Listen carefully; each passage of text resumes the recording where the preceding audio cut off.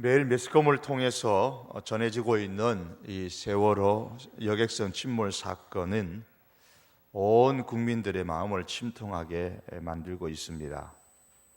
이런 대형 사건들은 자연재해로 통해서 발생하기도 하고, 때로는 많은 사건들이 사람의 잘못으로 인해서 발생하기도 합니다. 그래서 사건이 일어날 때마다 이것이 천재냐 인재냐를 두고서 갑록을박을 할 때가 많이 있습니다. 우리가 살아가는 사회는 약속의 사회, 계약의 사회입니다. 두 사람이 서로 꼭꼭 엄지 걸고 약속하는 것에서부터 사회가 통념적으로 맺고 있는 약속에 이르기까지 우리는 계약, 약속에 의해서 살고 있고, 또 그렇게 살아야만 모두가 평안하게 안전하게 살 수가 있습니다. 작게는 교통신호 하나라도 차가 잘 지켜줘야 되고 사람이 잘 지켜줘야, 그래야 사고가 덜 나고 사람들이 편할 수가 있습니다. 따라서 계약을 맺는 당사자는 서로 그 계약이 잘 이행될 수 있도록 그 계약에 충실해야 되는 법입니다. 세월호의 배를 탄 사람들은 해운 회사와 계약을 맺은 것입니다. 그리고 선장과 선원들 역시도 해운 회사와 승객들과 계약을 맺은 것이지요. 승객들은 정당한 임금을 지불함으로써 계약을 맺고, 회사와 선장을 비롯한 선원들은 승객들을 목적지까지 안전하게 편안하게 갈 수 있게 해주겠다는 계약을 맺은 것입니다.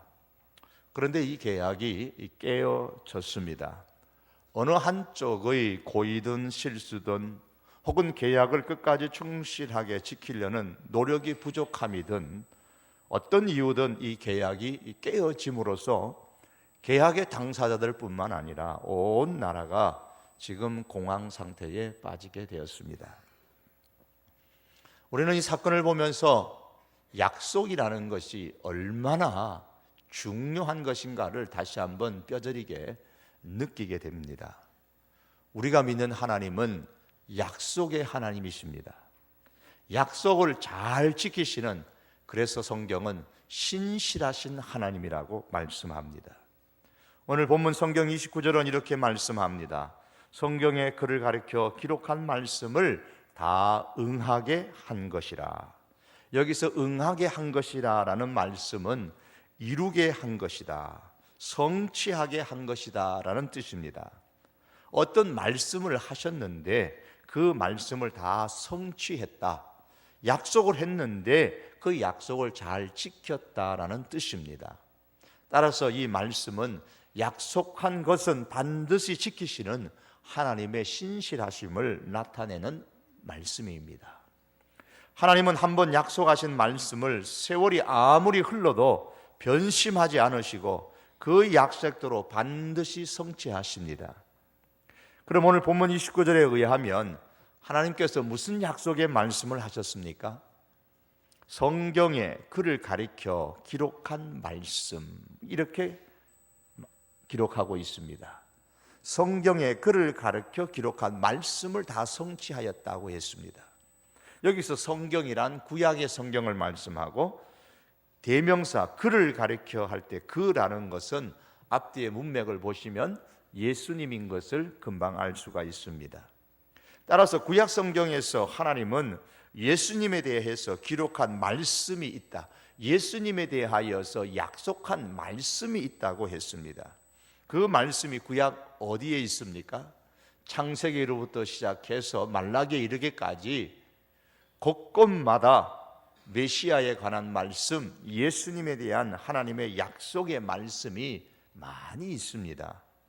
오늘 본문에 나오는 말씀 속에만 보아도 구약에서 예수님에 대한 말씀을 세 군데의 말씀을 소개하고 있습니다. 33절과 34절과 35절의 말씀입니다.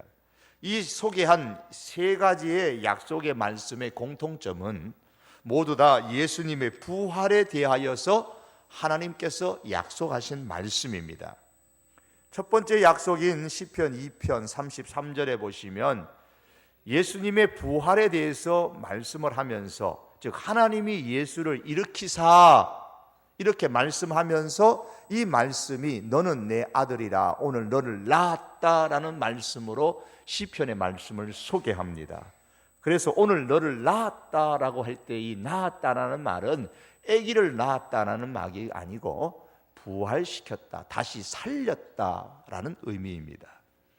두 번째 약속은 34절의 말씀에 나오는데, 하나님께서 죽은 자 가운데서 일으키사 다시 썩음을 당하지 않게 하실 것을 가르치면서 하신 말씀이, 약속의 말씀이 있는데 34절 끝에 내가 다윗의 거룩하고 미쁜 은사를 너희에게 주리라 하셨으며, 이 말씀은 이사야서 55장 3절의 말씀을 인용한 것입니다. 세 번째 약속은 35절 말씀에 나오는데, 역시 예수님의 썩음을 당하지 아니하고 부활하심에 관한 말씀인데 시편 16편 10절의 말씀을 인용합니다. 주의 거룩한 자로 썩음을 당하지 않게 하시리라. 그러면서 36절과 37절에서는 주의 거룩한 자가 누구인가에 대해서 설명을 합니다. 다윗은 죽어서 땅에 묻혀 썩음을 당하였기 때문에 주의 거룩한 자라고 했을 때에 이 자는 다윗을 의미하는 것이 아니고 하나님께서 살리신 예수님을 의미한다라고 오늘 성경이 말씀하고 있습니다. 이렇게 이 말씀들을 정리하면 하나님께서는 이미 구약 성경에서 예수님의 죽으심과 부활에 대해서 약속을 하셨고, 약속대로 예수님을 살리심으로써 약속한 것을 하나님께서 다 이루셨다라는 신실하신 하나님을 우리에게 소개하고 있습니다. 29절 말씀과 30절 말씀을 다시 봅니다. 성경의 글을 가르쳐 기록한 말씀을 다 응하게 한 것이라 후에 나무에서 내려다가 무덤에 두었으나 하나님께서 죽은 자 가운데서 그를 살리신지라. 응하게 한 내용을 나무에서 내려다가 무덤에 두었으나 하나님이 죽은 자 가운데서 그를 살리신 것으로 말씀합니다. 이것을 33절에서는 역시 다시 반복하기를 하나님이 예수를 일으키사 우리 자녀들에게 이 약속을 이루게 하셨다라고 말씀합니다. 여러분, 이 말씀들을 보면 예수님의 부활은 하나님의 약속입니다. 그리고 그 약속대로 하나님께서 예수님을 부활시키셨습니다. 그러므로 하나님께서 예수님을 죽은 자 가운데서 살리셨다는 것은 자신의 약속을 어떤 경우에라도 반드시 지키신다는 하나님의 신실하심을 선언하는 것입니다. 제자들은 처음에 이 사실을 믿지를 못했습니다. 신실하신 하나님을 믿지 못했습니다. 왜냐하면 예수님이 너무나 비참하게 십자가에서 돌아가셨기 때문입니다. 제자들은 예수님을 따르려고 직업도 버리고 자기 인생의 계획도 다 포기했습니다. 자신의 전 인생을 예수님께 다 맡겼습니다. 그렇기 때문에 어쩌면 그들은 예수님이 죽기 전에 극적으로 예수님이 구조되기를 바랬을 것입니다. 장로님의 기도처럼 지금 차가운 그 물 바닥 밑에 있는 한 생명이라도 구조되기를 온 국민이 바라는 것처럼, 아니 그 이상으로 지금 제자들은 그 누구보다도 십자가에서 예수님이 능력으로 내려와서 다시 살기를 정말로 원했을 것입니다. 군중들이 만일 당신이 하나님의 아들이면 십자가에서 내려오라, 그러면 우리가 너를 믿겠다고 야유를 보냈을 때에 제자들은 야유가 아니라, 조롱이 아니라 진심으로 예수님께서 십자가에서 내려오기를 간절히 기다렸을 것입니다. 그러나 그런 기다림과는 아랑곳하지 않고 예수님은 십자가에서 돌아가셨습니다.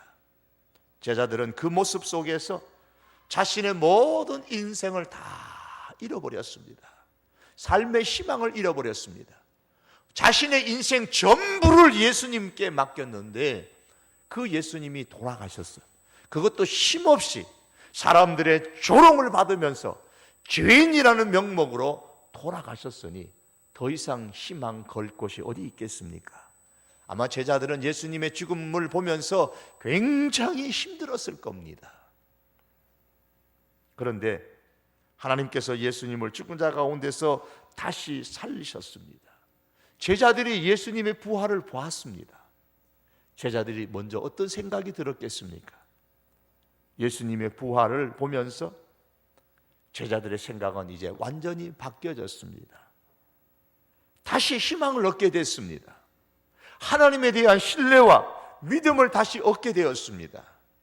아무리 모든 상황이 잘못된 것처럼 보일지라도 하나님은 신실하게 약속하신 것을 지키신다는 사실을 예수님의 부활을 보면서 제자들이 확인했습니다.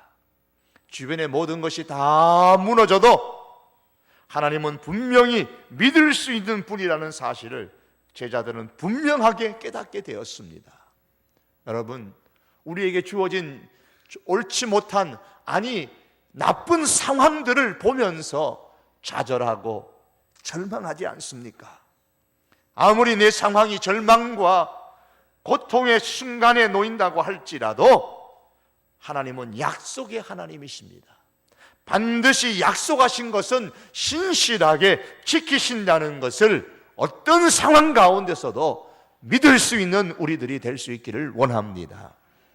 하나님께서 약속대로 예수님을 죽음에서 다시 살리셨다는 것은 오늘 우리들에게 중요한 의미가 담겨져 있습니다. 제가 오늘 말씀 가운데 두 가지 말씀을 드리기를 원합니다. 그 하나는, 그것은 우리의 죽음에서 살리셨다는 증표입니다. 하나님은 약속의 하나님이시고 약속하신 것은 반드시 지키시는 신실하신 분이신데, 그 신실하신 하나님께서 약속하신 대로 예수님을 살리셨어요. 그런데 그 신실하신 하나님께서 우리도 살리신다고 약속을 하셨다는 겁니다. 이게 중요한 겁니다. 예수님만 살리시는 것이 아니라 그리스도 안에 있는 예수님을 믿는 사람들도 다시 살리시겠다고 하나님께서 약속하셨습니다. 성경은 말씀하기를 하나님께서 주를 다시 살리셨고 또한 그의 권능으로 우리를 다시 살리시리라. 고린도전서 6장 14절의 말씀입니다. 우리를 다시 살리시리라. 약속하신 대로 예수님을 살리신 신실하신 하나님께서 우리도 다시 살리시겠다고 약속하셨기 때문에 이 약속대로 신실하게 우리를 다시 살리실 줄 믿습니다. 하나님께서 예수님을 살리셨다는 것은 우리 역시 살리시겠다는 바로 증표인 거예요. 만일 죽은 자가 다시 사는 것이 없으면 하나님이 그리스도를 다시 살리시지 아니하셨으리라. 우리를 다시 살리시겠다는 그 하나님의 약속이 없다면, 아니 약속하셨음에도 불구하고 그 약속을 지키지 않으실 하나님이시라면 예수님도 살리지 않았을 것입니다. 그런데 거꾸로 말해서 예수님을 살리셨다는 것은 우리도 살리시겠다는 증표라는 것입니다. 이 사실을 우리가 믿을 수 있어야 합니다. 예수님의 부활을 못 믿으시겠습니까? 그렇다면 그 약속하신 것을 반드시 지키는 신실하신 하나님을 믿을 수 있기를 바랍니다. 신실하신 그 하나님을 믿을진데 우리는 부활을 확신할 수 있습니다. 만일 하나님께서 예수님을 다시 살리시지 않으셨다면 인류에게는 내일의 소망이 없습니다. 이사야의 말씀에 보면 내일에 대한 소망이 없는 사람에 대하여서 이렇게 기록합니다. 너희가 소를 잡고 양을 죽여 고기를 먹고 포도주를 마시면서 내일 죽으리니 먹고 마시자. 먹고 마시자. 내일 죽으리니 먹고 마시자. 내일에 대한 소망이 없으니까 오늘을 즐기며 그냥 살자는 겁니다. 이해가 됩니다. 내일에 대한 소망이 없으니, 희망이 없으니 오늘을 즐기자는데 어찌 우리가 이해를 못하겠습니까?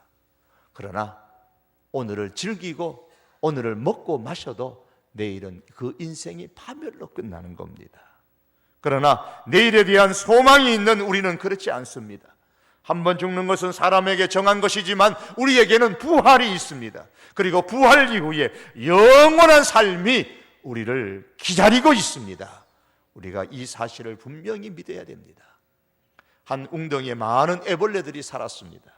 그런데 몸이 좀 떨리고 이상하다 싶더니만 부르르르 그러다가 하늘 위로 사라졌습니다. 그리고는 다시는 돌아오지 않는 거예요. 그런 일들이 계속 반복됩니다. 그래서 어느 날 애벌레들이 모여서 회의를 했습니다. 우리들 중에 다음에 누가든지 먼저 여기서 사라지면 반드시 돌아와서 어떤 일이 생겼는지 우리에게 말해주기로 하자. 앞에 간 애벌레들은 하나도 우리에게 돌아오지 않았다. 그래서 그들은 굳게 동의하고 약속을 그렇게 했습니다. 도장을 찍었고 다짐했습니다. 한 애벌레가 나는 틀림없이 다시 돌아와서 너희에게 알려줄 거야, 약속한다, 다짐을 하는 순간에 그의 몸이 그냥 부르르르 하더니만 이상하게 물 위로 그냥 쑥 올라가 버리는 겁니다. 그래, 물 위로 올라와서 보니까 깜짝 놀랐습니다. 거기에는 물 밑에서 상상할 수 없었던 새로운 세상입니다. 아, 이런 세상이 있었네. 그는 나비가 되어져서 마음껏 날아다니면서 세상을 즐겼습니다. 그러다가 문득 물 아래의 애벌레들과 약속한 것이 생각나서 이 좋은 세상을 내가 꼭 알려주리라. 그리고 물 밑으로 내려가려고 수차례 시도를 했는데 결코 다시 물 밑으로 내려갈 수 없었습니다. 그는 그때서야 자기보다 먼저 사라진 선배 애벌레들이 왜 자기들에게도 돌아오지 않았는가를 알았습니다. 그리고 자신도 다시 물 밑으로 내려갈 수 없다는 사실을 알고서 언젠가는 물 밑에 애벌레들이 자기처럼 세상으로 나왔을 때에 왜 약속을 지킬 수 없었는지를 이해해 줄 것이라 그렇게 생각하고 다시 세상을 향하여서 힘껏 날아갔습니다. 사랑하는 성도 여러분, 우리의 부활이 그렇습니다. 부활의 세상은 현재 우리가 상상하기에 다 부족한 새로운 세상일 것입니다. 먼저 간 선배들이 다시 우리들에게 와서 설명해 줄 수 없는 세상입니다. 와서 설명해 주면 얼마나 좋겠어요. 그러나 그렇게 할 수 없는 세상입니다. 그러나 예수 그리스도 안에 있는 사람에게 반드시 약속되어진 세상입니다. 약속에 신실하신 하나님께서 이를 반드시 이루실 것입니다. 사랑하는 성도 여러분, 예수님의 부활은 인간의 죽음이 끝이 아니라는 것을 확증해 주는 사건입니다. 죽음은 끝이 결코 아닙니다. 죽은 자에게 다시 사망과 생명의 부활이 있고 그 위에 심판이 있고 그 너머에 영원한 삶이 있습니다. 예수님을 부활시키신 하나님의 신실하심이 이 약속을 지키실 줄로 우리가 믿습니다.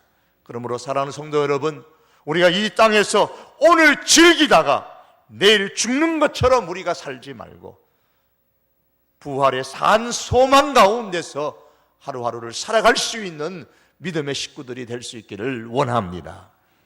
또 한 가지, 하나님께서 약속대로 예수님을 죽은 자들 가운데서 다시 살리신 것은 우리의 모든 죄를 다 용서해 주셨다는 하나님의 인정이요, 하나님의 선포인 겁니다. 예수님께서 나무 십자가에 못 박혀 돌아가셨습니다. 29절의 말씀에 보시면은 마지막에 후에 나무에서 내려다가 무덤에 두었다 그랬습니다. 나무에서 내려다가. 그런데 유대인들은 구약 성경의 말씀대로 나무에 달려서 죽은 사람은 하나님의 저주를 받은 사람으로 생각을 했습니다. 왜냐하면 신명기 21장 23절에 그렇게 가르치고 있기 때문입니다. 이 신명기 말씀을 갈라디아서 인용을 하면서 나무에 달린 자마다 저주 아래 있는 자라 그랬습니다. 나무에 달린 사람은 하나님의 저주를 받은 사람이다. 제사장들과 바리새인들이 그토록 예수님을 나무 십자가에 못 박도록 선동한 이유가 바로 이것 때문입니다. 나무에 달린 사람은 하나님의 저주를 받은 사람이다. 누구나 유대인이면 다 알고 있는 통념적인 생각입니다. 그래서 예수가 나무에 달려 죽으면 유대 사람들은 뭐라고 생각하겠습니까? 나무에 달려 죽었네. 그럼 하나님의 저주를 받은 사람 아니야? 하나님의 저주를 받은 사람이 하나님의 아들일 리가 없지. 하나님의 저주를 받는 사람이 메시아일 리가 없지. 그러면 지금까지 저 사람이 살아있으면서 했던 건 모두 거짓말이네? 그러면 기적 행한 건 뭐야? 병자들은 고친 건 뭐지? 그건 귀신의 힘을 빌려갖고 한 것이지 하나님께서 하신 게 아니야. 이렇게 예수님을 생각하는 겁니다. 예수님의 하나님의 아들 되심과 예수님의 메시아 되심이 완전히 부정되는 겁니다. 사람들의 생각에서 완전히 지워버리게 만드는 겁니다. 그게 나무에 달려 죽도록 한 겁니다. 그냥 총으로, 그 당시에 뭐 칼에 뭐 찔려 죽이든지 아니면은 뭐 창으로 찔러 죽이든지 하면 될 텐데, 구태여 나무의 십자가에 못 박아 죽이라고 한 이유가 바로 그것입니다. 제자들도 유대인들입니다.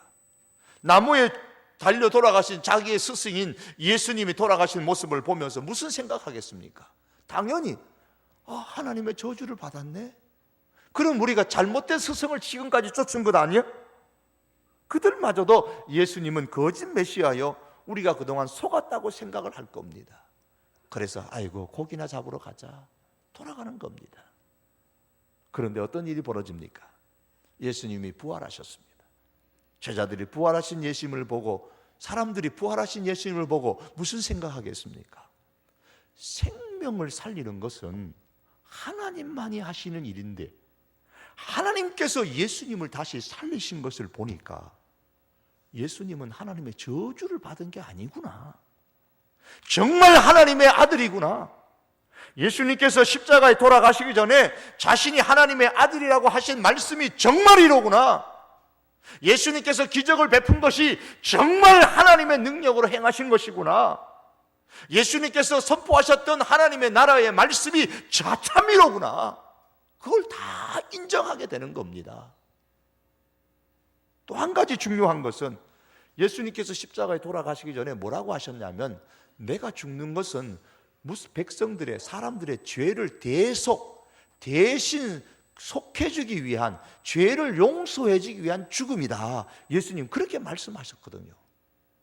그런데 예수님이 부활을 하셨어요. 그러면 맞다, 예수님께서 살아계실 때 그렇게 말씀하셨지, 내가 사람들의 죄를 대속하기 위해서 죽었다가 3일 만에 다시 살 것이라고 말씀하셨지, 그 말씀이 정말이구나.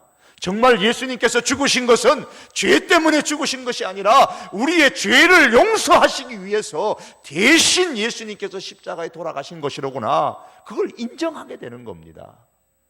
그런데 예수님이 부활하지 않았다면 어떻게 되는 겁니까? 예수님께서 너희들의 죄를 대속해서 내가 십자가에 죽는다, 누가 믿어요? 그걸 어떻게 증명해요? 사람들은 다 죄수라고 그래서 극형이 그 십자가에 못 박았는데 그 말을 누가 믿을 수 있겠습니까? 하나님이 다시 살리심으로써 예수님이 하신 말씀이 진짜라는 것을 인정하시고, 예수님이 우리의 죄를 다 용서하시기 위해서 십자가에 죽으셨다는 것을 하나님이 선포하시는 겁니다. 그게 부활 사건인 거예요.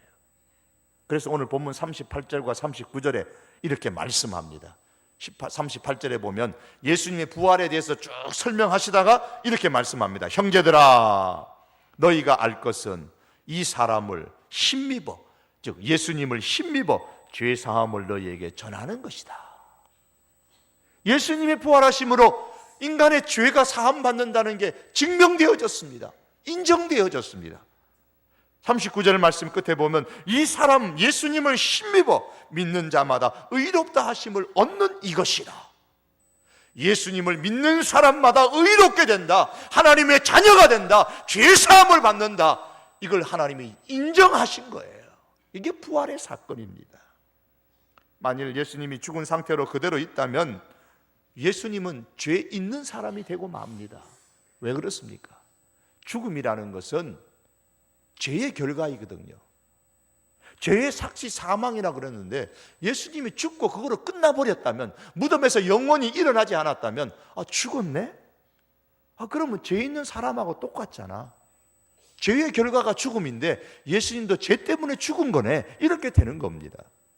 또한 예수님께서 부활하지 않았다면 모든 인간은 자연히, 예수님이 죄 때문에 죽었다면 우리는 여전히 죄 가운데 머물게 되는 겁니다.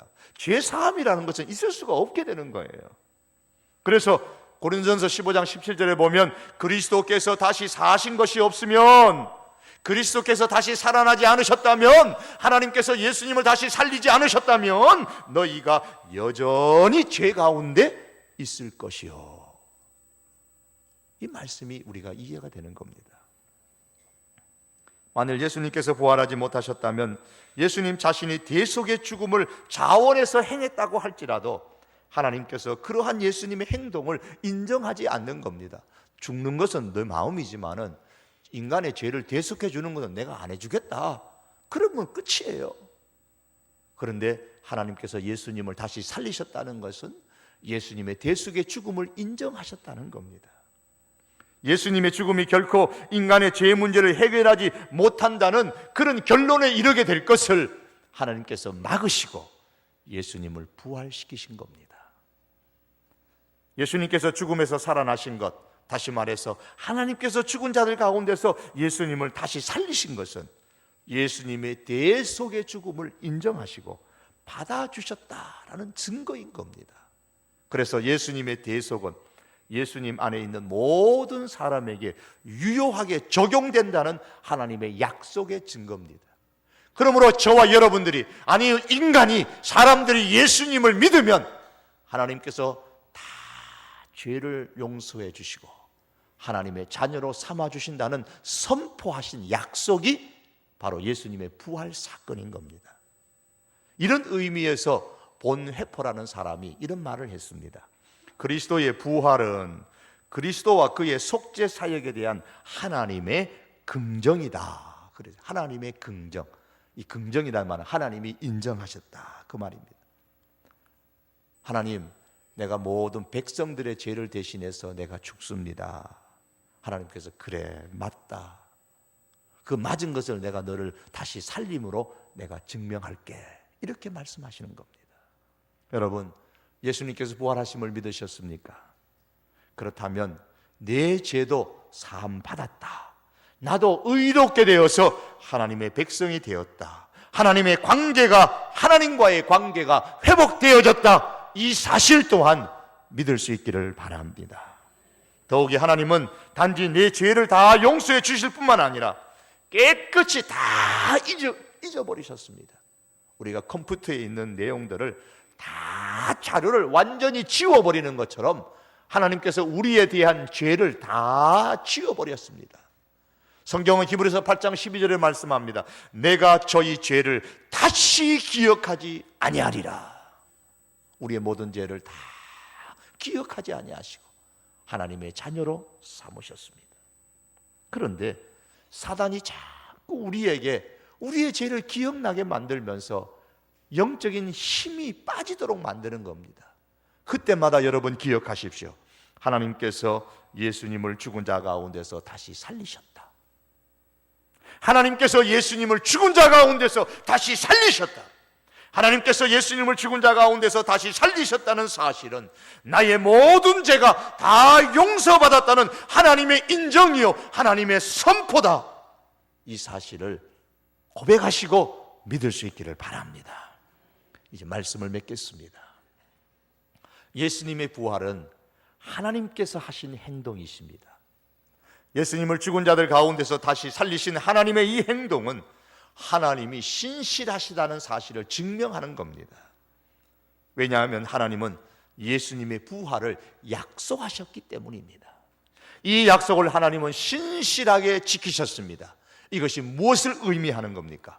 우리의 부활도 약속하셨으니 우리의 부활도 하나님께서 신실하게 지키실 것을 의미하는 것입니다. 그러므로 여러분, 우리는 부활하여 예수님과 같은 몸으로 영원히 산다는 소망을 갖고 이 땅을 살아갈 수 있는 하나님의 사람들 될 수 있기를 바랍니다. 또한 예수님의 부활을 통해서 하나님 우리의 모든 죄를 다 용서하셨다고 선포하셨습니다. 이 하나님의 선포를 믿을 수 있기를 바랍니다. 우리를 의롭다고 선포하셨습니다. 그러므로 이제 죄 용서함을 받은 자로서의 감격과 하나님의 자녀가 된 자로서의 감사한 가운데 살아갈 수 있는 우리들이 될 수 있기를 주님의 이름으로 축복합니다. 기도하시겠습니다. 약속에 신실하신 하나님, 이 백성이 약속이 깨어짐으로 말미암아 침통하고 참으로 참담한 가운데 있음을 기억하여 주시옵소서.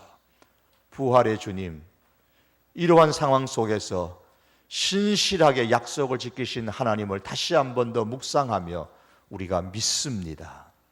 약속하신 대로 예수님을 다시 살리신 하나님 아버지, 약속하신 대로 우리 또한 다시 살리실 줄 믿습니다. 주님, 우리가 이 부활의 소망을 가지고 살게 하여 주시옵소서. 하나님, 예수님을 다시 살리심으로 통하여 예수님의 대속을, 우리의 모든 죄사함을 선포하셨사오니 감사합니다. 주여, 죄사함의 그 확신을 우리가 가지고 감사하며 감격하며 하나님의 자녀된 자로서의 삶을 우리가 넉넉하게 살아가는 우리 모든 믿음의 식구들 삼아 주시옵소서. 예수님의 이름으로 기도하옵나이다. 아멘.